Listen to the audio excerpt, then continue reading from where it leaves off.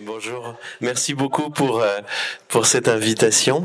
Ou toi tu m'en veux pas, je vais reprendre un peu mon CV. Je sais qu'il est un peu divers et juste parce que quand je suis à votre place, j'aime bien savoir qui parle en face. Ça donne quelques références. Donc Olivier Luancy, je suis effectivement depuis un mois et demi professeur au CNAM dans une chaire de décarbonation de l'industrie. Mais c'est ma 4e vie professionnelle dont Ute a donné quelques éclairages. J'ai l'habitude de les synthétiser, c'est pas linéaire, mais ça permet de comprendre mieux. J'ai passé 10 ans dans l'industrie chez Saint-Gobain, dont j'ai supervisé toutes les activités en Europe centrale et orientale, donc basées à Varsovie, 12 pays, de l'Albanie à la République tchèque, Pologne, en redescendant sur la Bulgarie. J'ai une dizaine d'années aussi dans la fonction publique, alors pratiquement à tous les étages, Commission européenne, Conseil régional, État central, avec la caractéristique à chaque fois d'avoir eu un poste de fonctionnaire et un poste en cabinet. Donc j'ai eu la chance, l'honneur de conseiller une commissaire européenne, un président de région et un président de la République, pour les nommer parce que les noms vous seront familiers. C'était Edith Cresson, Michel Delbar et François Hollande. Et puis j'ai passé effectivement 8 ans dans des cabinets américains. Alors je suis pas commissaire aux comptes, même si on connaît EY et PwC pour ça, mais dans la partie stratégie, voilà, avec deux axes, un sur la digitalisation de l'industrie et l'autre sur les questions de sécurité d'approvisionnement, notamment en métaux stratégiques pour les batteries. J'ai suivi un petit peu la table ronde qui précédait. Voilà. Et depuis quelques années, je publie pas mal et j'anime pas mal de réflexions sur la question de la réindustrialisation. Et ce que je vais vous raconter ce soir, c'est en fait la synthèse d'une mission qui m'a été confiée par Bruno Le Maire et Roland Lescure il y a un an, en novembre 23, qui a donné lieu à un rapport. Vous verrez les termes que j'utilise. J'ai bien aimé à la table ronde précédente. On vit dans une période de transition dans laquelle de temps en temps il faut dire les choses telles qu'elles sont et pas telles qu'on aurait peut-être souhaité qu'elles soient. Et dans mon rapport, j'ai essayé de faire ça. Je pense que dans une démocratie, quand on demande à une personnalité indépendante, c'était pas une mission commerciale, hein. Je me suis mis en 4/5e pour le faire. Donc je l'ai fait en tant que on appelle ça personnalité qualifiée. Et donc quand on demande à une personne indépendante de faire une mission, même pour le gouvernement, ben la personne indépendante donne son point de vue de manière indépendante. Et ce que je disais dans ce rapport n'a pas eu l'heure de plaire tellement. Donc le rapport n'est pas sorti. Voilà. Et cet été, donc c'était juillet 2024, il y a des travaux que j'avais fait conduire par France Stratégie, notamment une modélisation macroéconomique de 10 scénarios de réindustrialisation. Quel est l'impact sur l'emploi, sur les émissions de CO2, sur les besoins en eau, sur les besoins de foncier, etc., d'investissement. Et à mi-juillet, ces travaux-là, qui devaient être une note du rapport, ont été publiés, ont fuité, enfin pas fuité, ils ont été officiellement publiés. Et donc je me suis dit qu'ils avaient vraiment pas envie de publier. Et dans ces cas-là, j'ai fait quelque chose qu'un fonctionnaire ne fait pas. J'ai été fonctionnaire, mais je le suis plus. Et donc mi-septembre, je l'ai sorti sous forme d'un bouquin. Donc si ce que je vous dis vous intéresse, vous pouvez le retrouver. Voilà un petit peu. Alors, je vais partir d'un point de vue, je vais essayer de reposer un certain nombre de définitions sur l'industrie, à quoi ça sert, parce que je pense que c'est important quand on parle de réindustrialiser. Moi, j'ai tendance à voir l'industrie comme un ensemble de compétences qui transforment la matière avec de l'énergie. Voilà, c'est ça à mon avis le cœur. Et la finalité de l'industrie, on fait pas de l'industrie pour faire de l'industrie. Je dis souvent, on réindustrialise pas pour réindustrialiser. C'est un secteur économique comme les autres qui est au service d'un projet de société. Et je vais essayer de vous l'illustrer. Quand on a voulu avoir une société de consommation et même de consommation de masse parce qu'on a pensé que c'était un moyen de notre épanouissement individuel, on a créé derrière une industrie de production de masse. Et cette industrie-là, elle était là pour produire à fond des grandes séries, etc., avec très peu d'attention sur l'environnement. Aujourd'hui, très certainement, le thème, je crois, de votre journée, c'est les transitions. On est en train de changer de modèle de société. Pour quelqu'un comme moi qui réfléchit sur l'industrie, c'est pas très facile parce que le projet du monde d'après, d'ailleurs on l'appelle monde d'après, ce qui veut bien dire qu'on lui a pas encore donné un vrai nom, il n'est pas très bien défini, et donc essayer d'inventer ou d'imaginer quel sera l'outil productif qui va servir ce nouveau projet de société, c'est un peu une cible floue. En revanche, chaque fois que je parle d'industrie, je rappelle que pour moi, il y a au moins 3 finalités à l'industrie. Quel que soit le monde d'après, nos sensibilités, on va se retrouver là-dessus. Et je pense que c'est le socle qui fait aujourd'hui qu'il y a 80% des Français qui sont pour la réindustrialisation. Alors il y a une ambiguïté derrière, c'est on est pour la réindustrialisation, mais pas dans notre jardin. On reviendra peut-être tout à l'heure sur la question de l'acceptabilité. Et ce socle de valeurs, il est assez simple et il est très bien illustré par les crises que nous traversons et les transitions dans lesquelles nous sommes. Le premier, c'est un enjeu de souveraineté. On a tous été marqués par le Covid. Quand on ne produit pas de masques, quand on ne produit pas de respirateurs, quand on n'a plus la technologie ou l'avance technologique pour faire des vaccins ARM, on devient dépendant. Et quand on est dépendant, on est en moindre maîtrise de notre destin collectif. Donc avoir une industrie, c'est un élément qui apporte de la souveraineté. Le deuxième élément, c'est pas une crise, je dirais violente, aussi violente que le Covid, mais on en parle tous les jours, c'est les questions des crises environnementales et celle de notre empreinte environnementale. Nous avons dépassé 6 des 9 limites planétaires. Et un outil productif pour la société de demain doit permettre de réduire notre empreinte environnementale. Et je vous donne un seul exemple, celui du carbone. Alors, on a tous tendance à focaliser sur le carbone parce que ça se mesure bien, tout le monde en a parlé, etc. Mais je dis juste, il y a plein d'autres aspects à la transition environnementale qu'on a tendance à moins mettre en avant, qui sont au moins aussi importants, circularité matière, biodiversité, etc. Mais je vais faire comme tout le monde, je vais parler carbone. 50% de notre empreinte carbone en France est liée à des produits importés. Donc si vous voulez réduire notre empreinte carbone, il y a 50% sur lesquels vous avez zéro maîtrise parce que c'est fait ailleurs. Et donc, si on veut réduire notre empreinte environnementale, réindustrialiser, c'est-à-dire reprendre un outil productif, permet déjà de la maîtriser. Et une fois qu'on la maîtrise, on pourra la réduire. Deuxième finalité. Et puis une troisième qui m'est très chère à titre personnel. C'est pour ça que je dis entre les trois, en général, on arrive à peu près à avoir un consensus, mais chacun met en priorité celle qui lui correspond. Moi, c'est la cohésion territoriale. Je pense qu'on a été tous très marqués par ce qui s'est passé avec les Gilets jaunes. C'est un phénomène qui a plein d'explications. Une des explications, encore une fois, humblement, que moi je trouve derrière, c'est que on a eu un modèle économique avec la tertiarisation de notre économie qui a concentré la richesse dans les métropoles. L'OCDE est très clair là-dessus. La France est la championne de l'OCDE de la concentration des richesses dans les métropoles de plus de 500 000 habitants, mais vraiment de très loin. Les 2 pays derrière nous, c'est le Danemark et l'Irlande, mais avec une caractéristique particulière, c'est qu'ils sont quasiment monométropoles capitales, donc il y a un effet capital. Et il faut attendre le 4e niveau pour retrouver le Royaume-Uni qui pourtant nous ressemble pas mal. Donc on a vraiment eu pendant 40 ans cette concentration de richesse, et en creux, ça s'est fait aux dépens de ce que j'appelle les territoires. Et en général, ça marche. Je pense que si vous fermez les yeux, vous pensez tous, je peux vous faire imaginer, ou vous allez imaginer, une ville moyenne, une sous-préfecture, qui à 20 ou 30 ans avait 3 employeurs principaux qui étaient 3 usines, dont 2 des 3 au moins ont fermé, et ça devient non pas la faillite simplement d'un outil productif, mais quasiment la faillite d'un territoire. Alors économiquement, socialement, individuellement, avec des trajectoires personnelles terribles, et puis même après politiquement. Et ce que moi je lis, encore une fois, c'est un bout de la lecture humblement des Gilets jaunes, c'est quand même une interrogation de ces territoires-là. Est-ce que mon territoire fait encore partie du récit économique de la nation, ou bien est-ce qu'il fait tout simplement partie encore du récit de la nation ?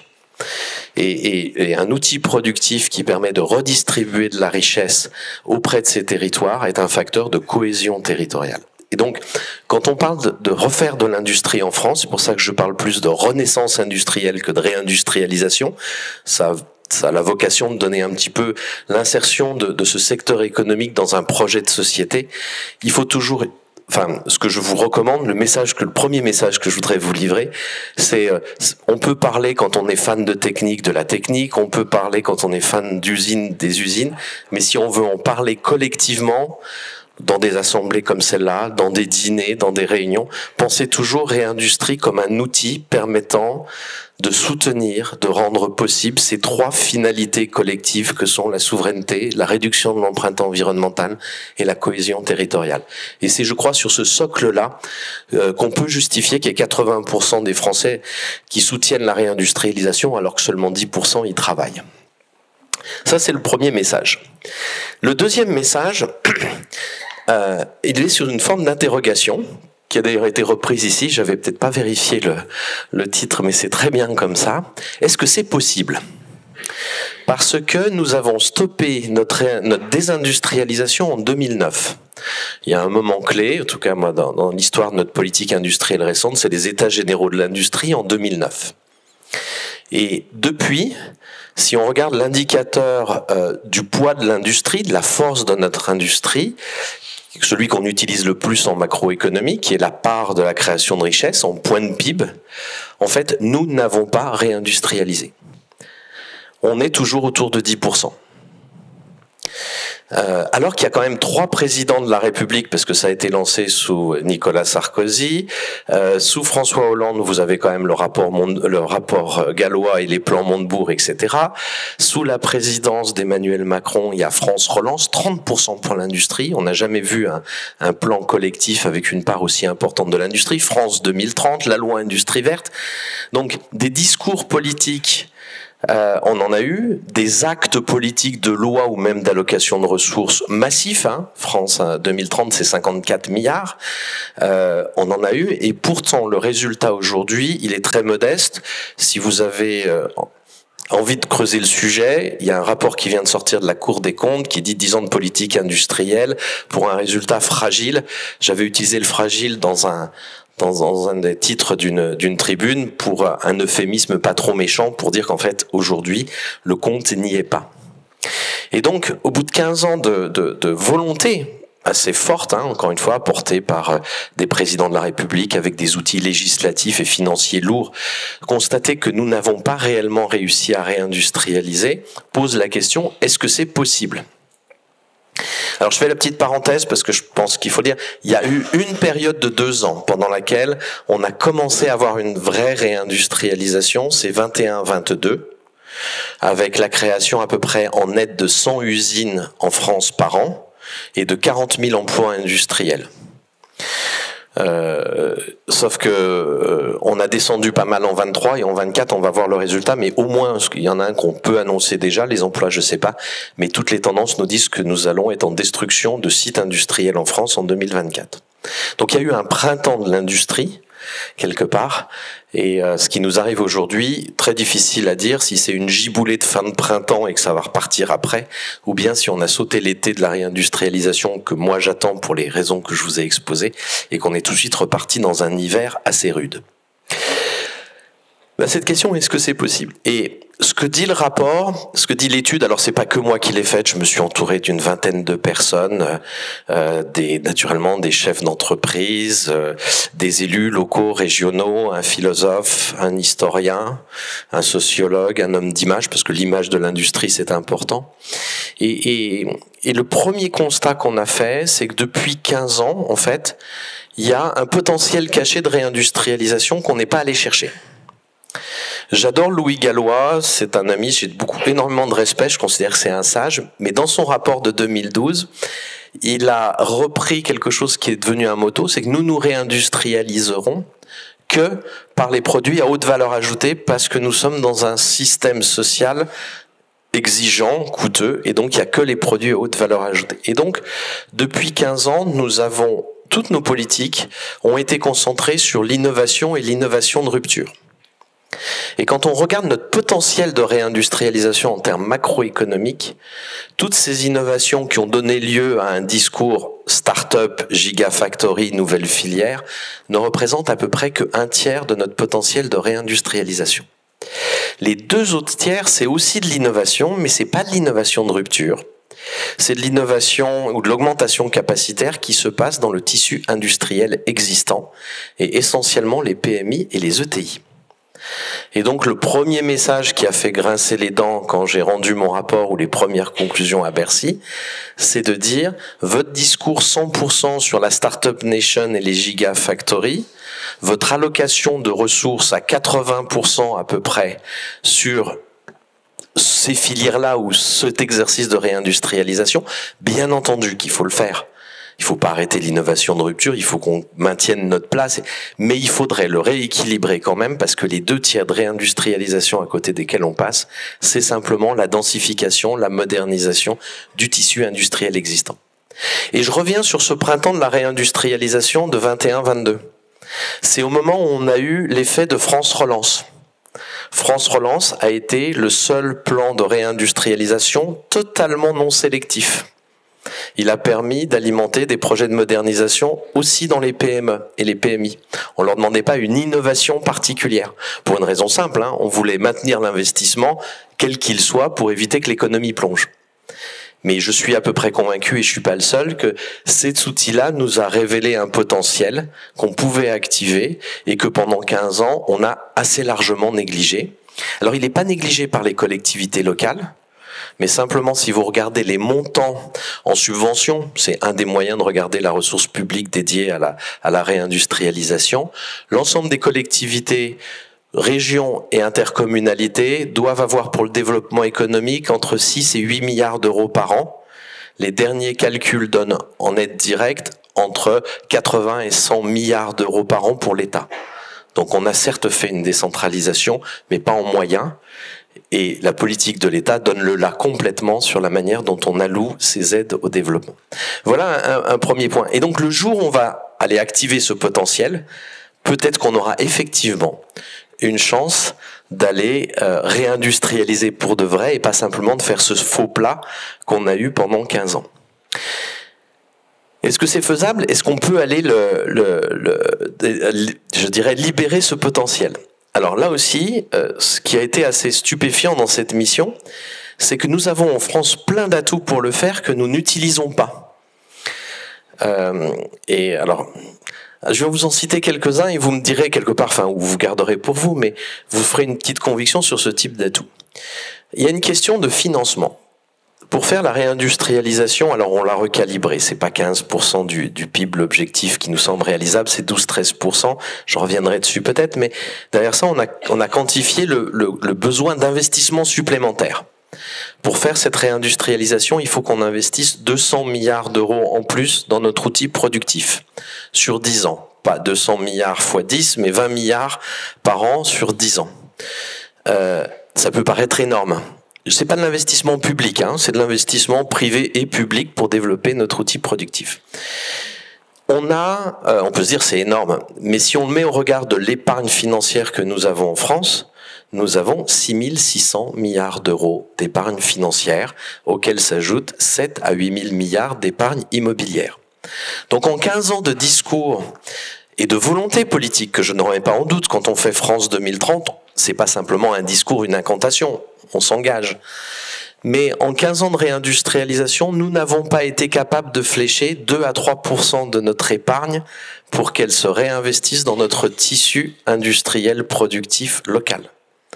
La véritable raison, alors il y a peut-être des gens ici de la banque assurance qui diront peut-être que j'ai tort, mais moi ce que j'analyse, c'est que notre système banque assurance aujourd'hui est complètement rétif à aller prendre ce risque de PMI non coté. Et quand j'étais à l'Élysée, on a lancé un carnet innovation justement pour alimenter les innovations dans les PMI. On a négocié très fort avec le monde banque assurance pour l'avoir. C'est un monde régulé, donc la liste de cadeaux au Père Noël demandés par le secteur vis-à-vis de l'État est continuellement à jour. Et à la fin, vous topez. Et puis vous partez parce que un boulot en cabinet c'est épuisant. Et au bout de 3 ans, je me suis dit mais au fait ce carnet qu'on avait négocié, il n'a jamais été distribué. Si vous n'avez pas ce type de produit disponible quand, excusez-moi, je vais dire Madame Michu, mais quand Madame Michu va auprès de son banquier et dit, moi j'aimerais mettre 2000 € de mes petites économies pour aider le tissu, enfin pour des entreprises de mon territoire. Faites l'exercice auprès de votre banquier, de votre conseiller ou de vos conseillères bancaires. Regardez ce qu'ils vont vous proposer. Et en fait, ce qui est assez frappant sur cet exercice-là, c'est que nous avons largement de quoi financer notre réindustrialisation. Ça demande de mobiliser 2 à 3% de notre épargne, 200 milliards d'euros. Petite parenthèse, 200 milliards d'euros, c'est ce que les Français possèdent de bons de trésor américains qui financent l'Inflation Reduction Act. Voilà. On a la ressource, on n'a pas fait le tuyau, et c'est un tout petit tuyau à faire, et c'est pas du prélèvement que je vous dis, c'est du placement. On pense que on est capable de garantir à peu près du 5% de rendement sur ces placements-là, c'est mieux que du livret A. Voilà un outil qu'on n'a pas mobilisé, notre épargne. Je vais vous en parler d'un autre qu'on n'a pas mobilisé et qui moi qui fait aujourd'hui un peu je dirais l'actualité, c'est la question du foncier. Hop là. On est l'un des pays les moins denses d'Europe. Nous avons une véritable disponibilité de foncier. Alors j'ai une conviction absolue, je dirais, on ne fera pas notre réindustrialisation si elle n'est pas respectueuse de la biodiversité et si elle n'est pas décarbonée. Pour une raison très simple, c'est que si vous affirmez que vous faites une réindustrialisation en écrasant la biodiversité ou vous en foutez, vous voulez du productif même s'il est carboné, vous perdez 30% de la population et dans ces cas-là, il n'y aura pas la base consensuelle nécessaire en France pour continuer l'exercice. Et d'ailleurs, on est en train de le voir puisque Michel Barnier a déclaré juste avant la censure qu'il fallait exempter les sites industriels de la loi zéro artificialisation nette et des consultations de la CNDP. Encore une fois, vous comprenez bien, je suis hyper pro-réindustrialisation, mais c'est mettre ce projet-là dans une impasse, c'est lui faire un très mauvais service, complètement. La question de l'acceptabilité du site industriel, alors, on a des règles, celles du ZAN ou celles de la CNDP, qui à mon avis sont totalement inadaptées. Mais il faut surtout pas renoncer au principe. Et sur le zéro artificialisation nette, ce qu'on a démontré, c'est qu'il nous faudrait 25 000 hectares supplémentaires sur les 10 ans à venir. Un tiers peut être pris sur les friches, un tiers peut être pris sur ce qu'on appelle la densification, c'est-à-dire des fonciers industriels existants où on pourrait mettre un deuxième site industriel. Il faudra sans doute faire un peu d'artificialisation, un tiers avec compensation, parce qu'on a un déplacement du centre de gravité de l'industrie, du nord et de l'est vers l'ouest. Sans doute pour des questions, je dirais, de capacité à attirer des cadres ou dans des endroits qui sont considérés plus agréables et donc il faudra faire ça. Ce qu'on est absolument convaincu, c'est que on peut faire cette réindustrialisation dans le respect du principe du ZAN. Friche, densification, artificialisation en partie avec compensation. C'est pas que moi qui le dis, il y a un préfet qui s'appelle Roland Michel Blaisio qui a rendu un rapport quelque temps avant le nôtre et qui dit ça. La grande difficulté, c'est que les règles qu'on s'est imposées, elles sont tellement strictes qu'on s'est complètement bloqué. Il y a des territoires qui ont du foncier disponible mais qui n'ont pas de projet. Il y a des territoires qui ont des projets et plus de foncier. Et qu'on n'a même pas organisé, je dirais, des formes de compensation interterritoriale. En fait, je vais même aller plus loin. La loi qu'on a adoptée, elle est complètement aveugle à la diversité des territoires. On a fait du bas vers le haut, alors que c'est vraiment un sujet territorial. On a fait du haut vers le bas, je vais y arriver, alors que c'est un sujet territorial où il faudrait partir de l'équation des territoires et remonter au niveau national sous une forme de péréquation. Donc là encore, on a un potentiel, c'est notre faible densité, on a en fait du foncier, on peut faire cette réindustrialisation dans le respect du principe zéro artificialisation nette, mais on s'est tiré une balle dans le pied avec des règles aveugles à la diversité du territoire et qui fait qu'aujourd'hui il y a 90% des intercommunalités qui disent ne plus avoir de foncier disponible en 2030 pour refaire de l'industrie ou de l'activité économique, c'est-à-dire pratiquement toutes. Voilà encore un exercice. Je vais en citer un autre potentiel. J'ai dit qu'on était riche parce qu'on avait de l'épargne, mais on est aussi riche d'autres choses. On pourrait utiliser la commande publique et l'achat. Alors là, on a regardé un petit peu. Personne ne mesure exactement l'achat public made in France. Il y a une forme de tabou. Quand on demande à l'observatoire de la commande publique à Bercy, la réponse à peu près, c'est il ne faut pas mesurer parce que si on mesure, ça veut dire qu'on a une intention politique. Et si on a une intention politique, ça veut dire qu'on veut déroger au principe européen de la non-préférence nationale. Donc on s'interdit de mesurer. Dans le pays des Lumières, quand j'ai entendu ça, je vous ai dire sûr que ça fait un peu trembler. Il y a des estimations. Qu'est-ce que nous disent ces estimations? Que la commande publique, elle est moins patriote que nous Français. C'est-à-dire que la part des biens manufacturés made in France achetés par la commande publique est plus faible que la part des biens manufacturés achetés par la moyenne des Français. Et quand je dis la moyenne des Français, c'est pas que les cadres et les gens qui sont dans les 3 premiers déciles des ménages, c'est aussi ceux qui vont s'équiper et font les cadeaux de Noël à Action et on sont dans le rouge à partir du 20 du mois. C'est la moyenne des Français. Pire, si vous me permettez, les Allemands ont une commande publique comme nous. Ils travaillent sous la même directive du Code des marchés publics européens que nous. Et si nous calions nos pratiques d'achat public sur les leurs, nous ferions 15 milliards d'euros de plus de chiffre d'affaires pour l'industrie Made in France. Alors 15 milliards d'euros, je vais revenir sur mon truc, ça peut paraître énorme, ça peut paraître pas beaucoup quand on voit le déficit du budget. Juste une référence. Notre déficit commercial annuel, l'année dernière, il était de 60 milliards d'euros en biens manufacturés. La commande publique utilisée conformément au droit européen, mais de manière un peu plus patriotique, assumons-le, elle permettrait de réduire d'un quart notre déficit commercial en biens. Le levier de l'achat et de l'achat public est un levier qui n'est pas un truc romantique.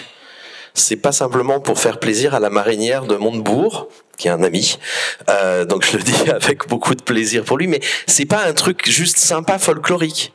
C'est un vrai levier économique qu'on n'a jamais réellement mobilisé.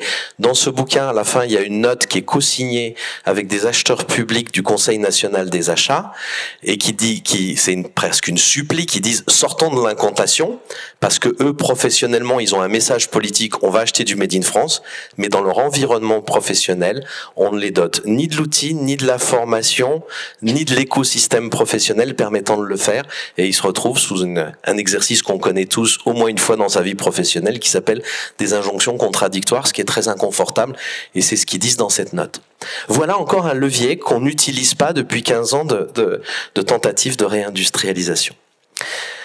Alors, je voulais parler un peu d'électricité, peut-être qu'on en a parlé tout à l'heure, donc je vais sauter, mais on pourra reparler de l'électricité électronucléaire dont le coût de production n'a pas évolué avant ou après la crise de la Covid, et qui pourtant aujourd'hui est 2 fois plus cher. Pardon, la crise de l'Ukraine, celle-là, mais qui aujourd'hui est 2 fois plus cher parce qu'on a cet alignement. Juste, j'en reparlerai après, mais voilà. Il y a quelque chose sur lequel je voulais passer un peu de temps parce que je pense que ça vous concerne et ça nous concerne plus directement, c'est celui de la formation. Là encore, ça a été une découverte assez stupéfiante qui est aussi un message d'espoir, en tous les cas, en disant qu'il y a des chemins. On a quantifié le nombre de personnes qui avaient besoin de former par an sur les métiers industriels pour faire cette réindustrialisation. C'est l'avantage de faire des modèles macroéconomiques. Il en faut 110 000 par an, entre le CAP jusqu'au Bac+3. Je mets de côté les diplômes d'ingénieurs, on en reparlera, mais c'est une problématique qui est différente. Alors on s'est dit, bon bah super, on va démontrer qu'avec 40 ans de désindustrialisation, on en forme beaucoup moins, et c'est pour ça que dans vos entreprises, il y a 60 000 postes vacants dans les métiers industriels aujourd'hui. Résultat des courses, en fait en France, on en forme 125 000 par an. On met 2 à 3 milliards d'euros d'argent public pour former 125 000 personnes aux métiers industriels par an. On en forme assez. Ce n'est pas un problème de budget public, en tous les cas jusqu'à aujourd'hui, ou de ressources. Il y a 2 sujets derrière. Il y a un petit dont on parle beaucoup et un gros dont on ne parle pas assez. Le petit dont on parle beaucoup, c'est la question de la carte des formations. Et ce qui nous a stupéfait dans cette démarche, c'est qu'on fait plein d'exercices de gestion prévisionnelle et d'équilibre emploi-compétences. Il y a une dimension sociologique fondamentale. J'ai que 2 minutes, j'y arriverai jamais. Il y a une dimension sociologique qu'on ne prend pas en compte, c'est que les Français sont très peu mobiles. 50% des demandeurs d'emploi refusent une offre d'emploi parfaite, en compétences, en rémunération, en responsabilité, si elle est à plus de 30 km de chez eux. C'est aussi tant économique, parce qu'il faut se transporter avec le coût que ça, que sociologique. Et à partir de là, tous nos exercices de GPEC national sur des compétences des métiers, c'est super sympa pour calibrer un budget national, mais ce n'est pas opérationnel. Il faut travailler à la formation dans le territoire pour les besoins du territoire. Un des éléments. Et puis, le deuxième, je dirais, plus fondamental, c'est que les jeunes qu'on amène dans ces formations, on en forme 125 000 par an, il y en a que 65 000 qui rejoignent les métiers industriels. Parce que on commence à remplir les formations, il y a des jeunes qui ont envie d'y aller, ils remplissent pas les formations et on fait ce que moi j'ai financé, et c'était pas très honorable mais c'est la réalité quand j'étais DGA du Nord-Pas-de-Calais, on bourre les formations pour éviter que les jeunes aillent pointer chez France Travail. Et donc on amène de force. J'ai eu un témoignage fantastique d'un directeur d'une école de production. Il me dit, je lui demande, est-ce que tu partages ce constat? Il me dit, bien sûr, Olivier, mais c'est une chance. Je dis, attends, quand même, enfin, amener des jeunes qui n'ont pas envie, c'est une entrée dans la vie professionnelle, c'est pas terrible. Et il me dit, non, mais il faut pas le voir comme ça. Moi, comme ça, ces jeunes, je les ai pendant 2 ans ou 3 ans dans mon école, je vais leur montrer comment l'industrie, c'est génial. Alors, ça marche pour certains, d'avoir l'étincelle, mais pour la majorité d'entre eux, ça marche pas. Et une fois qu'ils ont eu la formation et le diplôme, ils vont faire autre chose. Et on a un véritable sujet d'attractivité des métiers industriels. Ça a été évoqué un peu sur la table ronde. Je vais aller très vite, il y a 3 leviers derrière. Le premier, c'est le salaire. On pourrait dire, l'industrie, ça paye pas. C'est le contraire. Sur ces métiers-là, en moyenne, l'industrie, c'est 20% de plus de rémunération à niveau de formation équivalent. On a plein de jeunes qui veulent changer le monde. Il y a plein de jeunes aussi qui veulent avoir un bon salaire. N'hésitons pas à parler salaire. Deuxième sujet, quand on décortique les enquêtes d'opinion sur l'image qu'ont les métiers industriels, alors on n'est plus dans Zola, heureusement, on n'est plus dans Charlie Chaplin, les temps modernes, mais quand on décortique un petit peu l'image que nous renvoyons adultes à ces jeunes collectivement, c'est l'industrie telle qu'elle était dans les années 80. Vous avez 40 ans d'efforts sur la pénibilité, sur les tâches répétitives qui sont pratiquement gommées de notre imaginaire collectif dans l'image qu'on renvoie aux jeunes. Alors je veux pas dire par là qu'il y a plus de répétitivité, il y a plus de pénibilité. Bien sûr qu'il y en a encore beaucoup. Mais il y a un sacré progrès qui a été fait et ça, on ne le communique pas aux jeunes collectivement. Là-dessus, je suis plutôt optimiste parce que le nombre de sites qui s'ouvrent, qui accueillent des jeunes, parce que justement, il y a cette tension sur l'emploi, est juste fantastique. Plein de projets de partout. On m'a même dit un jour, il y en a trop, ça va dans tous les sens. Non, c'est super. Ça dépend du territoire. On fera pas la même approche du sujet en Alsace ou à Marseille. Donc il faut qu'il y ait plein d'actions diverses. Et je suis assez optimiste sur ce sujet-là. Je pense qu'on est en phase de rattrapage de l'image des métiers industriels avec leur réalité.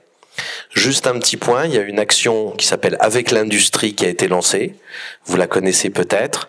C'est la première fois qu'il y a une action collective de toutes les branches industrielles. Alors, je suis exigeant, c'est normal, c'est mon rôle. Je dis 2 choses. Un, c'est super, mais c'est pas encore mature. Quand vous passez devant l'affiche, il vous faut 10 secondes pour la lire. Quand vous passez devant celle qui s'appelle S'engager de l'armée, en 1 demi-seconde, vous avez compris. Mais c'est pas grave, c'est l'industrie, la famille de l'industrie qui doit maturer l'émotion qu'elle veut communiquer et la fierté assumée qu'elle doit communiquer de ses métiers. Le deuxième sujet, c'est que avec l'industrie, c'est une campagne qui coûte 5 millions d'euros par an sur 3 ans. Elle n'a pas été financée plus que 3 ans à ma connaissance jusqu'à présent. 60 000 postes vacants dans l'industrie, ça coûte 5 à 6 milliards d'euros de valeur ajoutée non faite. Le jour où vous pensez résoudre un problème à 5 ou 6 milliards en investissant 5 millions, vous venez me voir parce que vous avez une martingale. Je pense vraiment que la famille de l'industrie, et c'est pas pour le budget de l'État, c'est aux entreprises industrielles de faire leur marketing. Elles devraient mettre 10 fois plus sur le sujet, au moins, et ça aurait un retour sur investissement absolument fantastique. Voilà sur la partie formation. Le troisième message, et je vais m'arrêter là parce que je sais que j'ai dépassé, et il s'adresse particulièrement à vous. On a un autre problème de fond sur les métiers industriels, c'est la question de l'organisation au travail. Allez voir un jeune, vous lui dites, vous avez 2 fiches d'emploi, 2 postes, un qui est payé 20% de plus, qui est dans l'industrie, un dans les services, mais vous avez 2 jours de télétravail. Alors, on fera pas. J'ai été directeur d'une usine de verre en Roumanie. Vous savez, une espèce de cocotte minute avec 2000 tonnes de verre en fusion à 2000 degrés. Vous la pilotez pas avec du télétravail. On oublie. Mais il y a une réflexion à lancer, une promesse que nous devons pour les jeunes et pour les attirer vers ces métiers-là, collectivement, c'est leur dire, nous allons collectivement réfléchir aux organisations du travail dans l'industrie pour vous permettre d'avoir un équilibre de vie perso-pro équivalent au télétravail qu'on peut pas vous offrir et qui existe dans les services. Et le jour où on sera capable de lancer cette promesse, entre le fait qu'on paye mieux, le fait que les jeunes auront compris la réalité des métiers industriels qui sont plus comme ils étaient dans les années 80 et qu'on leur fasse une promesse qu'il faudra bien tenir, mais au moins qu'on leur donne une espérance que ils auront cet équilibre de vie, je pense que la question de l'attractivité des métiers industriels sera quasiment résolue. Je conclus. Et je vous dis juste, je rappelle juste encore une fois que tout ce que je vous dis et cette conviction, c'est pas pour planter des usines, c'est pas pour faire des milliards d'euros de chiffre d'affaires supplémentaires dans le secteur dit manufacturier ni des points de PIB, c'est bel et bien pour 3 objectifs que je pense que nous partageons tous, parce qu'ils sont essentiels pour le monde qu'on veut laisser à nos enfants et que c'est une responsabilité d'adultes et de parents vis-à-vis de la génération à venir. C'est retrouver la maîtrise de notre destin collectif, réduire notre empreinte environnementale alors qu'on a dépassé 6 des 9 limites planétaires, et puis avoir un pays avec une cohésion territoriale, parce que je ne sais pas comment on fera face aux défis qui sont les nôtres si on a un pays qui est fracturé. Je vous remercie.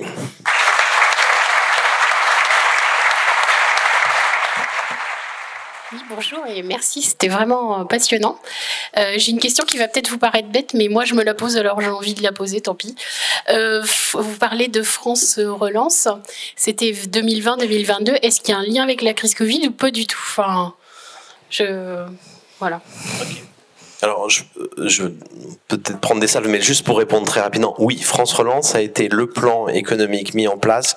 Il y a eu la crise de la Covid, confinement, chute de la consommation, et pour éviter un cycle vicieux économique qu'on connaît bien, chute de la consommation, chute de l'investissement et un cercle infernal pour une économie, le gouvernement a fait, mais comme beaucoup d'autres, décidé de renforcer la partie investissement pour éviter qu'elle chute. Donc notre PIB, par exemple, a baissé de 20% avec le Covid. L'investissement a baissé que de 9%, et notamment grâce à des programmes comme France Relance. Mais on n'a pas été regardant de dire on veut mettre ça dans l'innovation, on veut mettre ça. Il fallait juste défendre l'investissement, et ça a engendré ce bourgeonnement d'usines et de projets de modernisation dans les PMI. Sans doute on l'attendait pas vraiment. Je suis pas sûr qu'on l'a calculé ou qu'on l'a anticipé. Et puis après on le constate, c'était plus 100 usines, plus 100 sites industriels par an sur les années 21-22, qui nous mettaient sur une trajectoire qui commençait à ressembler à une vraie trajectoire de réindustrialisation, pas un faux plat. Puis ça s'est arrêté.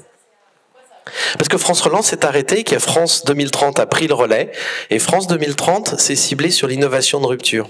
Donc vous avez 2 caractéristiques. Un, entre le moment où vous faites une innovation et le moment où elle a un effet économique, vous avez un cycle de 10 ans. À peu près, il faut faire la start-up, déposer les brevets, faire la start-up, le prototype, la pré-industrialisation, puis la première usine. Donc c'est des cycles longs. Et puis le deuxième, c'est que cette économie aussi, moi, qui me gêne un petit peu dans France 2030, encore une fois, il faut innover, mais elle est surtout métropolitaine. Les premières usines de France 2030 de l'innovation de rupture, elles vont se mettre pas très loin des centres de recherche et d'innovation où le truc a été conçu, mais pour de très très bonnes raisons. Et donc on renforce un côté un peu métropolitain de cette économie-là, alors que ce que nous avons besoin, ça c'est ma conviction, c'est de redistribuer de la richesse dans les territoires pour éviter cette fracture sociale qu'on a constatée dans les Gilets jaunes. Oui, bonjour. Christophe Bonnet pour la CFDT Éducation, Formation, Recherche Publique. Donc on s'indique le CNAM. Donc pour votre adhésion, vous venez nous voir après. On fera le vous m'achetez un bouquin. Ça sera très rapide. Simplement une question justement qui est liée à notre activité. Vous avez parlé des emplois, du nombre de personnes formées qui était à peu près, qui convenait à peu près aux besoins. Mais est-ce que la structuration des niveaux de qualification de la population est approprié à une réindustrialisation, ou est-ce qu'il y a un décalage vers le haut ou vers le bas, mais peut-être vers le haut des qualifications à la fois à l'entrée dans les carrières et au cours de la vie? Alors, on n'est pas allé véritablement dans la modélisation à un niveau de... Dans l'exercice qu'on a fait, c'est un exercice qui est resté macroéconomique. Il y a plein de choses qu'on n'a pas fait. On l'a pas décliné par filière et on l'a pas assez décliné en niveau de formation. Mais je vais quand même répondre à votre question. Il est évident que dans l'industrie, il y a un décalage vers le haut en termes, en tous les cas, de niveau de formation des besoins. L'industrie, c'est une histoire de gain de productivité avec des innovations technologiques. Je vais reprendre quelque chose que j'ai fait quand j'ai fait de la digitalisation de l'industrie, ce qu'on appelle l'industrie du futur ou 4.0. Si vous faites une feuille de route comme ça dans n'importe quelle industrie, vous gagnez 20 points de productivité.